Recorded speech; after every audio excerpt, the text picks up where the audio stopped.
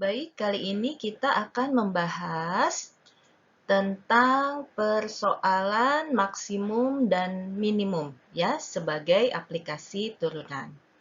Jadi kaitannya ke soal cerita ya. Oke, kita lihat berikut ini. Nah, persoalan yang terkait dengan maksimum dan minimum, contohnya sebagai berikut ya. Banyak persoalan yang berkaitan dengan penentuan nilai maksimum ataupun minimum.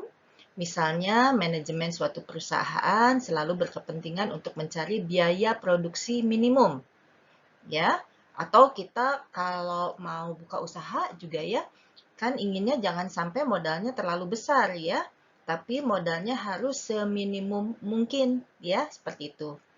Dan juga berkaitan dengan untuk mencari keuntungan maksimum. Ya, seperti itu. Jadi ini penting sekali ya materi untuk kita pelajari. Berikut ini akan diberikan contoh-contoh yang berkaitan dengan masalah maksimum dan minimum. Ya, telah dipelajari sebelumnya. Yang istimewanya di sini mungkin biar ada gambaran. Itu adalah fungsinya adalah y, ya, fungsi y akan ekstrim. Ekstrim itu bisa maksimum, bisa minimum ya. Jika apa? Videonya bisa di stop dulu deh. Terus kakak coba jawab. Terus lanjut lagi ya. Jika,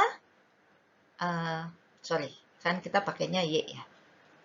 Jika Y aksen sama dengan 0.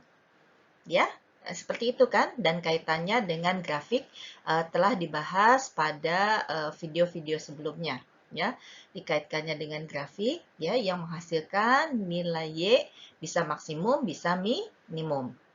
Oke. Nah, patokannya cuman ini. Kadang kakak-kakak suka apa tuh?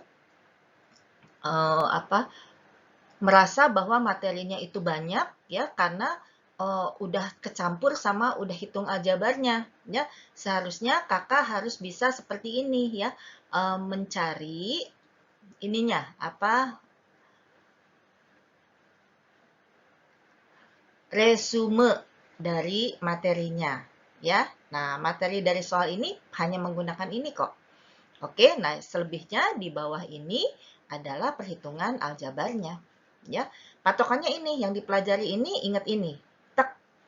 Oke, nanti selanjutnya adalah udah tinggal aljabarnya. Jadi harus bisa memisahkan itu ya. Oke. Nah, sekarang soalnya seperti ini. Jika suatu proyek akan diselesaikan dalam X hari, maka biaya proyek per hari adalah, nah, karena biaya proyek per hari adalah 2X plus 1000 per X min 40, ya. Kita diminta menentukan biaya proyek minimum, ya. Berarti ini dari soal nih, ya. Ini dari soal.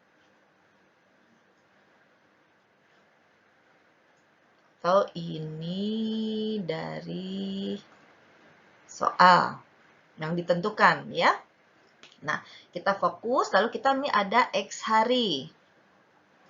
Oke, ya. Nah, kalau per hari itu adalah 2X plus 1000 per X min 40, berarti biaya proyek selama X hari adalah sebanyak, ya, biaya per harinya dikalikan banyak harinya, ya, sehingga merupakan fungsi X, ya, atau Y, yang juga disebut sebagai BX, boleh karena soalnya adalah biaya proyek, ya, jadi B, ya, itu hanya penamaan saja, jadi fokus, ya, jadi ini adalah fungsi, ya. Oke, berarti ini adalah biaya per hari dikalikan dengan banyaknya hari, dan kemudian kita kalikan ini adalah pelangi. Oke. Nah, sesuai dengan hasil ya analisa kakak bahwa ini kaitannya dengan turunan yang hasilnya harus 0 sehingga menghasilkan fungsi atau nilai Y ya akan ekstrim. Di sini kita tulis fungsi Y. Oke, nilai Y-nya akan ekstrim jika Y aksen sama dengan 0. Ya, maka kita lihat di sini B aksen, kita cari dulu B aksen X-nya. Ya, seperti biasa kita menurunkan 2X kuadrat ya sama dengan 4X. Nah, sampai di sini tuh kakak langsung berpikir. Dilanjutkan ya.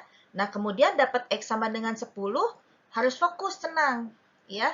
Lihat, ini dapat X sama dengan 10 dari mana? Bukan karena kata Ibu Novi, tapi karena, oh lihat ke kirinya, dilihat 4X min 40 sama dengan 0. Berarti saya harus melakukan apa? Aljabar, kali bagi tambah kurang. Jangan nunggu dikasih tahu guru.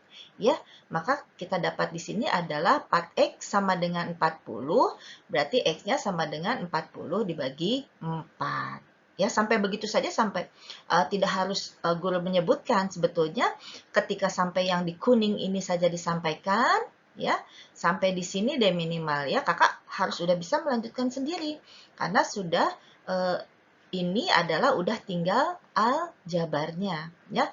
Jadi biaya proyek minimum adalah B10 ya, karena X-nya adalah 10. Jadi X itu pembuat nilai Y minimum. Ya. Ini pembuat nilai Y minimum. Ini kenapa Y-nya minimum? Ya, fokus lagi, lihat ke ini. Ya, jika A-nya positif, ya kurvanya parabola, ya terbuka kemana? Ke atas, ya adanya titik puncak apa? Nah, itu terkait lagi dengan materi sebelumnya ya tentang parabola. Jadi ini harus apa? Ketika ini analisisnya jalan lagi gitu loh, ya jalan seperti ini disampaikan Y minimum. Ini kenapa? Ketika kenapa juga jangan langsung buru-buru bertanya, tetapi kira-kira saya punya apa nih ya dari ilmu-ilmu yang telah didapatkan, ya apa yang bisa saya manfaatkan. Ya, jadi kakak makin belajar bukan makin jadi menunggu diberitahu oleh guru, tetapi harus muncul daya analisisnya. Oke, semoga dapat dipahami. Sekian dan terima kasih.